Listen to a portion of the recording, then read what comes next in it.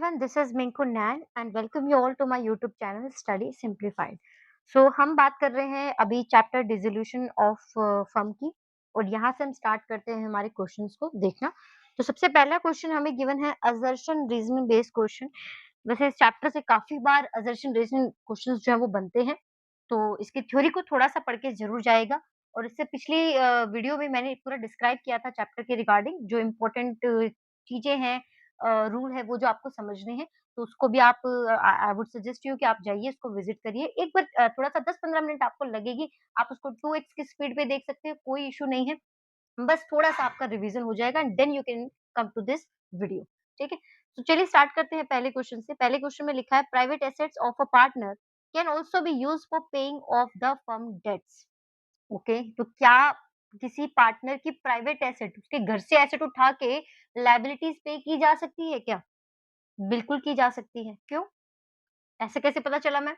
देखिए मैंने अभी आपको प्रीवियस वीडियो में बताया था कि अगर आपका क्वेश्चन साइलेंट है अबाउट द लायबिलिटीज तो उनकी मैंडेटरी पेमेंट जाती है, बताया था ना? सो मैंडेटरी पेमेंट का मतलब क्या है? आपके पास पैसे हैं, नहीं हैं, डज़न्ट मैटर, चाहे आपको घर से पैसे लेकर आने चाहिए, लेकिन यहाँ पे पार्टनर को पेमेंट करनी ही पड़ेगी। ओके? देन सेकंड यहाँ पे बोला है, सेकंड चीज़ यहाँ पे बोली है,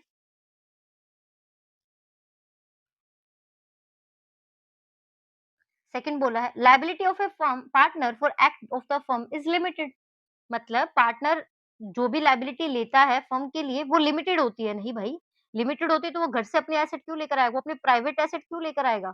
तो यहाँ पे unless it is specified in the partnership deed, हम हमेशा यही अज्यूम करेंगे the partners liabilities here is unlimited. Okay, इसको इसके साथ बिजनेस स्टडीज के साथ कंफ्यूज मत होइएगा। ग्रेड 11 में अगर आपने वहाँ पे टाइप्स ऑफ पार्टनरशिप पढ़ी होंगी तो वहाँ पे लायबिलिटी जो है अनलिमिटेड और लिमिटेड दोनों टाइप की होती है। ठीक है? या फिर हो सकता है आपकी किसी बुक में आपने स्पेसिफिक और जनरल टाइप की लिमिटेड लायबिलिटीज़ भी पढ़ ली हो। तो यहाँ पे ऐसा नहीं है। इस चैप्टर के अंदर हमें नहीं, हम जब तक हमें पार्टनरशिप डीड में चीज़ें नहीं लिखी हैं, तो इन द एब्सेंस और in the general as a general exceptional rule हम यही अज़्यूम करते हैं कि पार्टनर्स की लायबिलिटी यहाँ पे अनलिमिटेड होती है। सो क्या आंसर रहेगा? A is the correct and R is the incorrect. तो ऑप्शन नंबर कौन-सा है यहाँ पे ठीक है? ऑप्शन नंबर आपका option number B is the correct option है। ये आपका करेक्ट ऑप्शन रहेगा, ठीक है? चलते हैं नेक्स्ट क्वेश्चन की तरफ। ये है क्वेश्चन आपका। ओके, सो संध्या सुमन पार्टनर है इन अ फर्म, रेशियो ये शेयर करते हैं 3:5, डिसाइड करते हैं कि फर्म को बंद कर दिया जाए और इस दिन में हमारे पास सन्ड्री डेटर हैं 80,000 के, इन पर हमारा प्रोविजन भी है 5,000 का। How much amount will be transfer to realisation account, कि हम सन्ड्री डेटर अकाउंट को क्लोज कर सकें। ये भी हमने प्रीवियस वीडियो में डिस्कस किया था। क्या बताया था मैंने कि जब भी कोई एसेट है, ठीक है? बैलेंस शीट के अंदर इफ एनी एसेट्स गिवन उसके ऊपर बना हुआ कोई भी प्रोविजन या कोई भी रिजर्व हमेशा हमेशा रियलाइजेशन के रियलाइजेशन अकाउंट के क्रेडिट साइड यहाँ पे आपने लिखना है, ठीक है? तो अब ये पूछ रहे हैं सिर्फ डेटर की, तो अगर हमारा प्रोविजन चला जाएगा क्रेडिट साइड में तो एसेट जाएगी डेबिट साइड में, तो वो कितने अमाउंट पे जाएगी? वो बचे जाएगी अपने यूजुअल यानी कि फुल अमाउंट पे 80,000 रुपए पे, ठीक है? नेक्स्ट आ जाते हैं, इसी का बी पार्ट है। देव, भूदेव और श्यामदेव, अरे भाई पार्टनर हैं, इक्वल शेयर करते हैं सब कुछ। 31 मार्च 2024 को फर्म डिसॉल्व हुई और इस दिन बैंक अकाउंट शो करता है 10,000 रुपए क्रेडिट बैलेंस। डेबिट बैलेंस है 15,000 में कैश अकाउंट के। All payment were settled by cheque. Ravi एक क्रेडिटर है 2,000 रुपए का, was not having any bank account, okay, therefore he was paid in cash. मतलब एक क्रेडिटर है जिसको पेमेंट करनी थी 2,000, वो कहते हैं मेरे पास बैंक अकाउंट वकाउंट कुछ नहीं है, मुझे कैश दे दीजिए आप लोग। Afterward, the cash account was closed by depositing the balance of cash into the bank. General entry पास करिए क्लोजिंग कैश अकाउंट की। अब पहले आप मुझे बताइए, आपके कैश अकाउंट में डेबिट बैलेंस है, तो कैश अकाउंट का डेबिट बैलेंस अच्छा होता है कि बुरा होता है? भैया एसेट है, रियल अकाउंट है हमारा, कैश तो डेबिट ही होना चाहिए। तो डेबिट के पैसे यहाँ पे रखे हुए थे 15,000, ठीक है? 15,000 में से आपने पेमेंट कर दी 2,000 रुपए। अब अगर आपने 15 में से 2,000 रुपए की पेमेंट कर दी, तो आपके अकाउंट की क्लोजिंग कैसे होगी? पहली चीज़ तो आप ये समझिए यहाँ पे कि आपके अकाउंट में पैसे कितने पड़े हैं? पैसे पड़े हैं 13,000, ठीक है?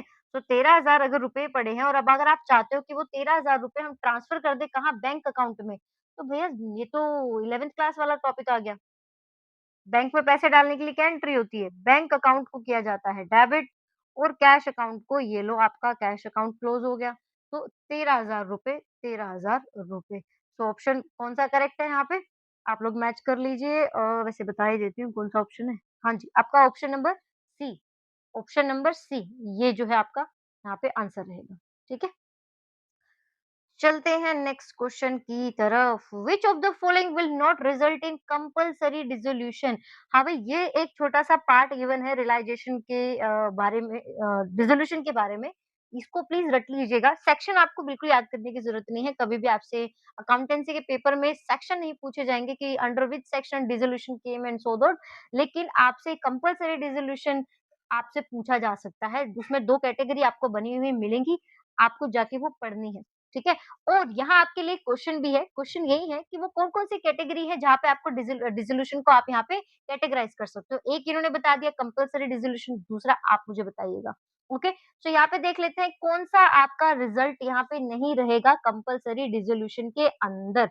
तो देखिए, सबसे पहले इन्होंने बोला अगर एक पार्टनर को छोड़कर सारे ही यहाँ पे इंसॉल्वेंट हो जाए, पगला जाए सब के सब, तो भैया बिज़नेस एक पार्टनर तो नहीं चला सकता, क्योंकि एक अकेला पार्टनर तो पार्टनरशिप नहीं हुई ना वो।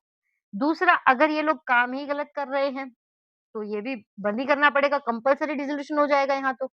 या कोई ऐसा इवेंट हो जाए अनलॉफुल जिसके रिगार्डिंग मतलब आप बिज़नेस को कैरी ऑन नहीं कर सकते, ठीक है? जैसे मान लो आपने क्या कर रहे थे, आप पाकिस्तान के साथ आप कहीं न कहीं वो कर रहे थे, बिज़नेस कर रहे थे और गवर्नमेंट अचानक से आके आपके रिस्ट्रिक्शन लगा देती है कि आज से हम कोई डील नहीं करेंगे उनके साथ। तो फिर ये आपके हाथ में ही नहीं है, बियॉन्ड योर कंट्रोल चला गया, तो भी यहाँ पे आपका कंपल्सरी डिसोल्यूशन हो जाएगा। लेकिन अगर पार्टनर की डेथ हो जाए तो भैया तो ये कैसा कंपल्सरी डिसोल्यूशन है? ये तो नेचुरल थिंग है, तो आप इस चीज़ को तो कंट्रोल ही नहीं कर सकते। तो यहाँ पे आपको देखना है option number D is the correct option. ये आपका कंपल्सरी डिसोल्यूशन में नहीं आता। ओके? कंपल्सरी डिसोल्यूशन होता है जब आपके खिलाफ एक कोई ना कोई एक्ट पास कर दिया जाता है या कोर्ट की तरफ से वर्डिक्ट आता है और आपको ये करना पड़ता है, लॉफुल हो जाता है, मैंडेशन आ जाता है, ठीक है? नेक्स्ट है, which of the following will result in dissolution of partnership firm? यहाँ पे ऐसा क्या होगा कि आपकी पार्टनरशिप फर्म जो है वो डिसॉल्व हो जाएगी।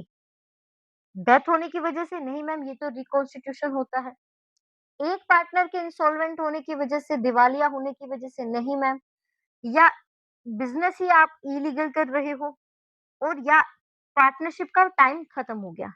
देखिए, आपका ये जो option A, B, C, D है, ये तो कहीं पर भी आपका डिसोल्यूशन आप पार्टनरशिप फर्म का नहीं कर सकते हो। एक पार्टनर की डेथ से या एक पार्टनर्स के दिवालिया हो जाने से या फिर पीरियड आपका पार्टनरशिप का अगर खत्म भी हो जाए तो आप इसको एक्सटेंड भी करा सकते हैं, तो ज़रूरी नहीं है कि यहाँ पे डिसोल्यूशन होगा।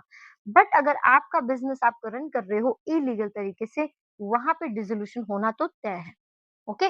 वो तो मतलब आपका बिज़नेस भी कंसिडर नहीं किया जाता, इस तरीके से आ जाता है। लॉ जो है ना वो आपके बिज़नेस को फिर बिज़नेस कहता ही नहीं है, ठीक है? वो सिर्फ़ एक इलीगल एक्टिविटी मानी जाती है। नेक्स्ट क्वेश्चन आता है, हमें पास करनी है journal entries for the about transaction in the books of Jain and Gupta. Okay ji. तो जैन एंड गुप्ता पार्टनर है, 7-3 का रेशियो है और यहाँ पे फर्म डिसॉल्व हो गई after transferring various asset other than cash and the third parties to realisation. ठीक है, ठीक है। आपने ये करनी है, डेटर है 80,000 के। देखो एक एक चीज और मैं बता दूं आपको ना, कई बार ये लाइन ये जो लिख कर देते हैं ना, दिस वन, कि हमने खुद ही सारी एसेट ट्रांसफर कर दी हैं, खुद ही सारी लायबिलिटीज भी रियलाइजेशन अकाउंट में ट्रांसफर कर दी हैं। अगर ये लाइन क्वेश्चन में गिवन होती है, अगर ये लाइन क्वेश्चन में गिवन होती है तो इसका मतलब होता है आपके सारे एसेट, आपकी सारी लायबिलिटी के अकाउंट यहाँ पे क्लोज हो चुके हैं, आपको उनको लेकर कोई एंट्री पास नहीं करनी है। अभी जैसे मैंने प्रीवियस वीडियो में आपको बताया था कि अब आपकी जर्नल एंट्री जो भी पास होंगी वो सिर्फ आपकी 3 अकाउंट आप यूज कर सकते हो। एक तो है खुद में रियलाइजेशन अकाउंट, दूसरा आप कोई अकाउंट यहाँ पे यूज कर सकते हो तो वो है बैंक अकाउंट या फिर पार्टनर अकाउंट, और अगर सेटलमेंट होगा तो नो एंट्री पास। ओके? ये 3 अकाउंट से ही अब सारा कुछ यहाँ पे कलेश होने वाला है।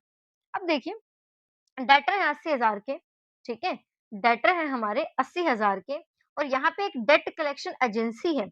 वो जो कलेक्शन एजेंसी वो क्या कहती है? वो कहती है कि ये सारे के सारे डेटर ना हमें दे दो, हम तुम्हें पैसे दे देंगे लेकिन 10% डिस्काउंट लेंगे। ठीक है? सारे के सारे हमने अपने डेटर उनको ट्रांसफर कर दिए, अब आपने डेटर की कोई एंट्री नहीं करनी है। क्यों? क्योंकि अकाउंट पहले ही क्लोज़ हो चुका है। ठीक है? आपका अकाउंट ऑलरेडी क्लोज़ हो चुका है डेटर का, डेटर के नाम से नहीं। अब आपने सिर्फ़ 2 चीज़ों पे ध्यान देना है। क्या? क्या मैम मेरे पास पैसे आने वाले हैं? तो आंसर है येस, पैसे तो मैम आएँगे। 1 सेकंड, इसको कलर चेंज करते हैं एक बार। हाँ जी, तो इस एंट्री में बैंक अकाउंट तो आएगा और क्योंकि पैसे आएँगे तो बैंक अकाउंट डेबिट भी होगा, ठीक है? दूसरी बात, क्या वो पैसे जो हैं इसमें कोई पार्टनर का हाथ दिखाई दे रहा है आपको? पार्टनर का कोई रोल दिखाई दे रहा है यहाँ पे? मैम नहीं दिखाई दे रहा। तो यहाँ पे इसका मतलब जर्नल एंट्री तो आपकी ये 2 ही अकाउंट से पास होने वाली है। आप ऐसे लॉजिक लगा सकते हैं पेपर में। आप देखो क्योंकि बैंक अकाउंट में पैसे आने वाले हैं तो बैंक अकाउंट आपका होने वाला है डेबिट और रियलाइज़ेशन आपका नॉमिनल अकाउंट है, नॉमिनल अकाउंट में आपकी इनकम आने वाली है तो रियलाइज़ेशन अकाउंट हो जाएगा क्रेडिट। तो आपकी एंट्री क्या बनती है? आपकी एंट्री बनती है bank account debit to realisation. मैं इसको इरेज़ नहीं करती हूँ, इसको नीचे से यहाँ पे प्रॉपर आपको बता देती हूँ। ठीक है? एंट्री क्या हो जाएगी आपकी? Bank account debit to realisation account ये एंट्री आपकी यहाँ पे पास हो जाएगी। अमाउंट नहीं लिखूँगी मैं, 10% डिस्काउंट करके लिख लेना। सेकंड एंट्री देखिए, सेकंड एंट्री सेज़ क्रेडिटर हैं 40,000 के, क्रेडिटर हैं 40,000 के, जैन भाई साहब ने ले लिए हैं। अरे जैन कौन है? मैम ये तो पार्टनर है, ये तो पार्टनर है। क्या इस एंट्री में बैंक का कुछ रोल है? क्या इस एंट्री में बैंक का कुछ रोल है हमारा? मैम नहीं, बैंक का कोई रोल नज़र नहीं आ रहा।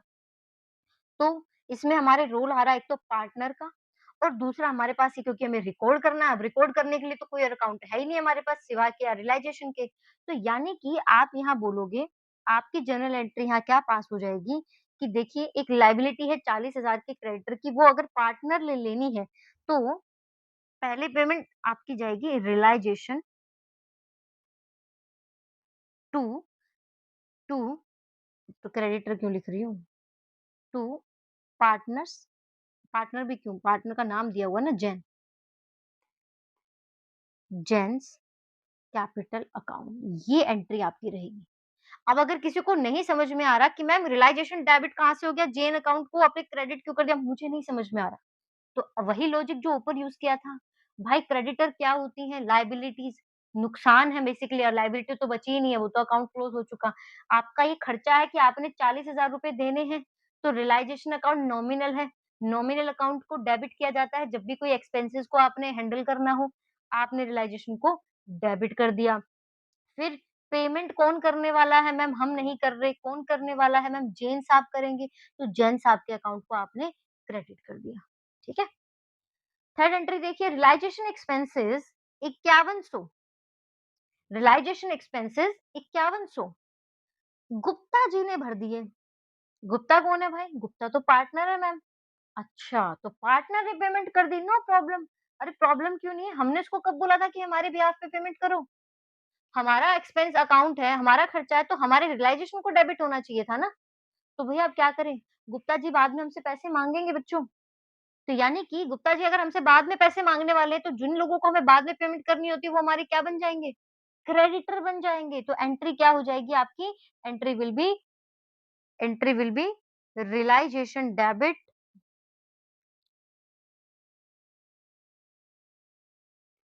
To Gupta's capital account. ठीक है, मैं अब कैपिटल अकाउंट नहीं लिख रही हूँ। ओके, अमाउंट आप लोग लिख लीजिएगा। अंडरस्टूड? क्योंकि इस क्वेश्चन के अंदर इस थर्ड एंट्री में कहीं पर भी नहीं बोला था कि गुप्ता जी आइए आपको एक्सपेंस बियर करने हैं। यहाँ पे कुछ नहीं है ऐसा। तो जब तक ऐसा कुछ भी स्पेसिफाइड नहीं हो आप अच्छा एक और बात अगर इस क्वेश्चन में ये लिखा होता ना कि 5100 रुपए गुप्ता जी ने भरे और उनको ही बियर करने थे then in case no journal entry क्योंकि पार्टनर अपने पर्सनल लेवल पे क्या कर रहा है, क्या नहीं कर रहा है, उससे हमारी फर्म का कोई मतलब नहीं है और हमारी फर्म में सिर्फ एक ही अकाउंट अभी इस वक़्त बचा हुआ है, वो है रियलाइजेशन अकाउंट। हमने अभी सारा का सारा काम धंधा जो भी था हमारे बिज़नेस का वो लिक्विडेटर को दे दिया था। तो अगर कुछ भी खर्चा पानी यहाँ से होगा वो हमेशा लिक्विडेटर अपने रियलाइजेशन अकाउंट में रिकॉर्ड करने वाला था। पार्टनर्स क्या करने वाले नहीं है, वो हमारा काम नहीं है, ठीक है? तो प्लीज़ इस चीज़ को नोट करिएगा, बहुत अच्छा क्वेश्चन है ये। चलिए, नेक्स्ट क्वेश्चन देखते हैं अगर कोई है तो यहाँ पे। अब तो आई गेस 6 मार्कर क्वेश्चन ही आएगा, चलिए अब तो 6 मार्कर ही क्वेश्चन आ गया। तो भैया अब आप लोग रेडी हो जाइए, क्योंकि ये बहुत बड़ा क्वेश्चन है और इसमें पहले तो मैं ये देख लूँ कि अकाउंट बनाना क्या है। तो अच्छी बात ये है कि सिर्फ रियलाइज़ेशन अकाउंट बनाना है, ठीक है? वैसे तो हमें रियलाइज़ेशन अकाउंट ही बनाना है, पर मैं आप लोगों को फिर भी, क्योंकि मेरी आदत है यहाँ पे, मजबूर हूँ मैं, मुझे बताना पड़ेगा आपको डिटेल से। तो पहली चीज़ ये होती है कि इसमें प्रोसेस क्या होता है, सबसे पहले हमारा रियलाइज़ेशन अकाउंट बनता है। बच्चों, रियलाइज़ेशन अकाउंट के बाद एक और अकाउंट बनता है, वो है पार्टनर्स का लोन अकाउंट। और मैं ना ये बात प्रीवियस वीडियो में भी आपको बताना भूल गई थी कि अगर किसी पार्टनर ने फर्म को लोन दिया होगा, तो वो रियलाइज़ेशन अकाउंट में डील नहीं होगा। अभी मैंने कहा था पार्टनर्स के पर्सनल खर्चे, लायबिलिटी, एसेट हम डील नहीं करते।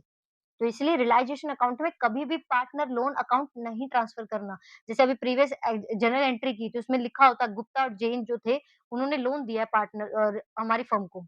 तो या लोन लिया हो या दिया हो, कोई से भी केसेस में ये यहाँ पे रियलाइज़ेशन अकाउंट में नहीं जाएगा। देन थर्ड आपका अकाउंट बनता है कैपिटल अकाउंट, ठीक है? जो पार्टनर्स के कैपिटल अकाउंट होते हैं। और लास्ट हमारा बनता है कैश और बैंक अकाउंट। कैश और बैंक अकाउंट बेसिकली ये वेरीफाई करने के लिए बना जाता है कि सारी एंट्री डिकोड हुई भी है कि नहीं हुई, कुछ छूटा तो नहीं। अगर आपका कैश बैलेंस जो है, बैंक बैलेंस दोनों साइड का डेबिट क्रेडिट का मैच कर जाए, इसका मतलब आपने पूरी तरह से सारी एंट्री रिकॉर्ड कर दी, ठीक है? तो एक तरीके से वेरीफाई करने के लिए आप बनाते हो। तो चलिए अभी इस क्वेश्चन में तो ये सब की ज़रूरत नहीं है, बस मैंने आपको बताना था और मैंने बता दिया।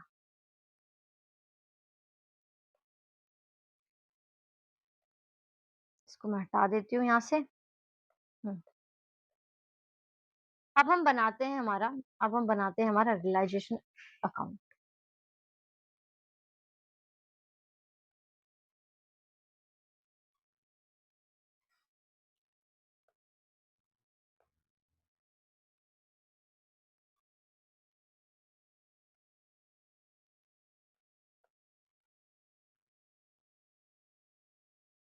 हुँ, नाम क्या है?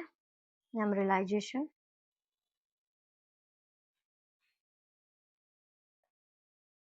अकाउंट, ठीक है? नॉमिनल अकाउंट है ये, डेबिट और क्रेडिट लिखना मत भूलिएगा। ओके, सबसे पहले क्वेश्चन को देखते हैं। क्वेश्चन में लिखा है, क्या देखना है? एसेट्स, सारी एसेट्स देखिए, क्या-क्या एसेट्स है? एसेट गिवन है ma'am, land and building given है, प्लांट मशीनरी गिवन है, फर्नीचर गिवन है, डेटर कितने के गिवन है? 80,000, कोई भी 72 नहीं कंसीडर करेगा, 80,000 के डेटर गिवन है। मैम बिल्स रिसीवेबल गिवन है, स्टॉक गिवन है, मैम बैंक भी गिवन है। बैंक नहीं आएगा। बैंक क्यों नहीं आएगा? क्योंकि अभी बताया था बैंक और कैश का तो अलग से अकाउंट बनता है, वो रियलाइजेशन में नहीं आते, ठीक है? तो आपने क्या करना है, ये सारी की सारी यहाँ पे एसेट ट्रांसफर कर देनी है। मैंने अब सारी ट्रांसफर कर नहीं रही, मतलब अमाउंट नहीं लिखूँगी, मैं सीधा टोटल लिख दूँगी इनका। टोटल कैसे पता करूँगी? मैम 1940 में से 130 और 8,000 यहाँ पे कम कर दीजिए, बाकी तो सारे वही होंगे ना, 8,000 तो बढ़ाने हैं खैर। चलिए आपको मैं यहाँ लिख देती हूँ टू सन्ड्री एसेट। एक-एक एसेट को लिखना चालू करूँगी तो बहुत टाइम लग जाएगा, वीडियो ज़्यादा लंबी हो जाएगी। सारी एसेट जो भी मैंने यहाँ पे हाइलाइट की हैं, वो सारी आपके यहाँ ट्रांसफर हो जाएँगी, ओके? उन सभी का टोटल यहाँ लिख देते हैं। टोटल 1 सेकंड दीजिएगा, मैं इसको टोटल कर लूँ।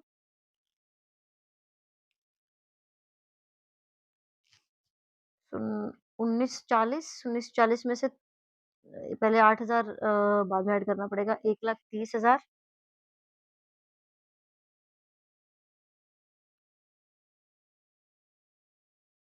ये आपका आएगा बच्चों 18,18,000, ठीक है? ये आएगा आपका 18,18,000, ठीक है? जो-जो भी लिखे हैं वो आप सब लिख लीजिएगा, सेम अमाउंट पे लिखनी होती है। अब आते हैं हम लायबिलिटी साइड। लायबिलिटी साइड में सबसे पहले क्या लिखने वाले हो आप? सबसे पहले ना उठा के ये जो प्रोविज़न है ना, इसको उठाना मत भूलना। अभी मैंने कहा था ये लायबिलिटी साइड में रिकॉर्ड होगा, कहीं तो रिकॉर्ड होगा ना? तो यहाँ मैं लिखने वाली हूँ आपका सबसे पहले 8,000 का प्रोविज़न फॉर डाउटफुल डेट। तो लिख देते हैं मैम बाय सन्ड्री लायबिलिटीज़, पीएफडीडी 8,000। अब आप बैलेंस शीट की तरफ जाइए। बैलेंस शीट में कैपिटल अकाउंट ट्रांसफर करूँ क्या? नहीं कर सकते मैम, क्योंकि कैपिटल अकाउंट तो अलग से बन रहे हैं। यहाँ देखिए, सॉरी, यहाँ कैपिटल अकाउंट तो अलग से बनाना है। ठीक है? और पार्टनर का लोन हो तो भी ट्रांसफर नहीं करना। तो उसके अलावा क्या-क्या ट्रांसफर करना है? जनरल रिज़र्व एक्युमुलेटेड रिज़र्व है, पार्टनर्स को दिया जाएगा। क्रेडिटर हाँ जी। राजा मैम राजा तो पार्टनर है, उसका लोन यहाँ नहीं जाएगा। मिसेज़ राजाज़ लोन मैम वो तो वाइफ है ना, वो पार्टनर नहीं है, उसका अकाउंट आप भेज सकते हो। आउटस्टैंडिंग वेजेज़ मैम ये भी जाएगा, ठीक है? तो ये आपके अमाउंट चले जाएँगे। एक बार मैं इनको फटाक से लिख देती हूँ, क्रेडिटर, मिसेज़ राजा लोन और आउटस्टैंडिंग लोन, आउटस्टैंडिंग वेजेज़ है। तो आपकी आ गई क्रेडिटर्स, आपका आउटस्टैंडिंग जो भी था वेजेस था ना और आपके मिसेस राजास लोन, ये तीनों ट्रांसफर होंगे।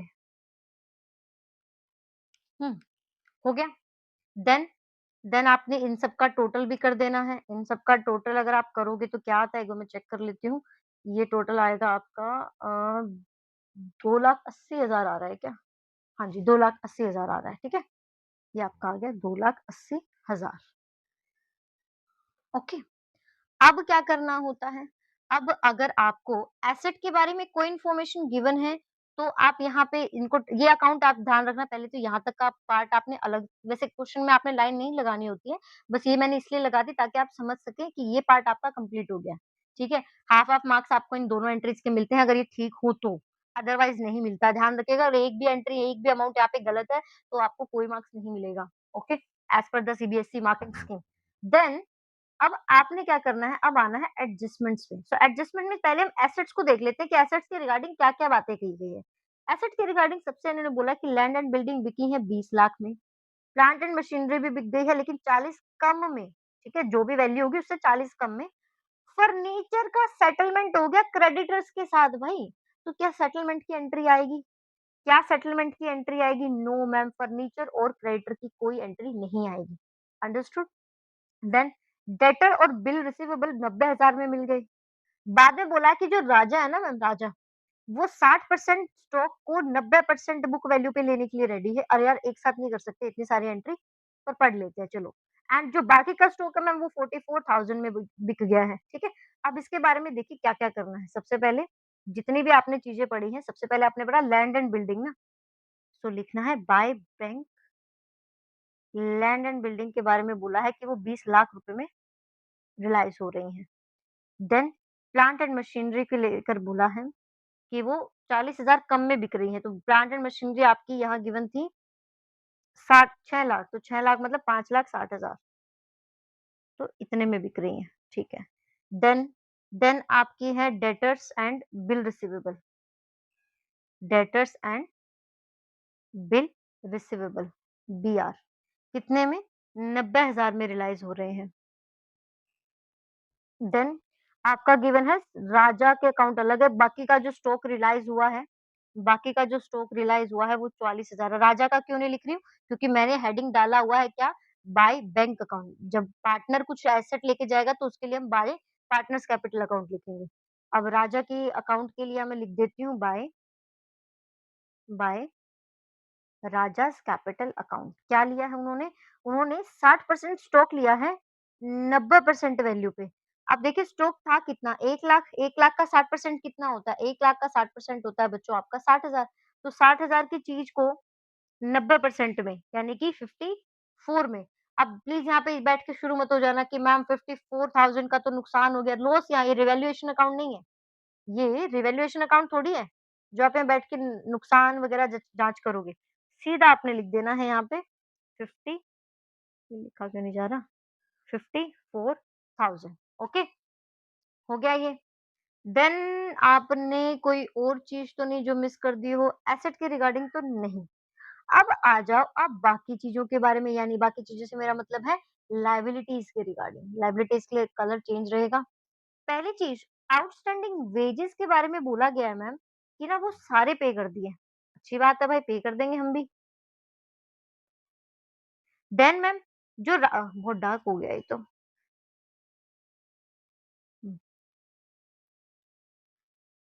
देन मैम राजा मिसेज़ राजा का जो लोन है ना, उसको पे करते वक़्त ना 10,000 इंटरेस्ट भी पे करना है, कोई दिक्कत नहीं है।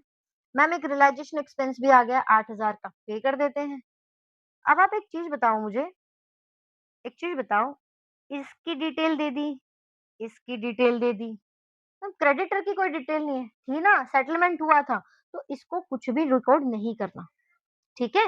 अगर रिकॉर्ड नहीं होता तो इसकी भी पेमेंट मैंडेटरी होती है यहाँ पे। सो अब हम पेमेंट कर देते हैं लायबिलिटीज़ की टू बैंक अकाउंट, क्योंकि किसी भी पार्टनर ने इनकी पेमेंट नहीं की है। तो क्या-क्या वेजेज़ हैं? फुल पे करने थे, वेजेज़ कितने हैं भाई?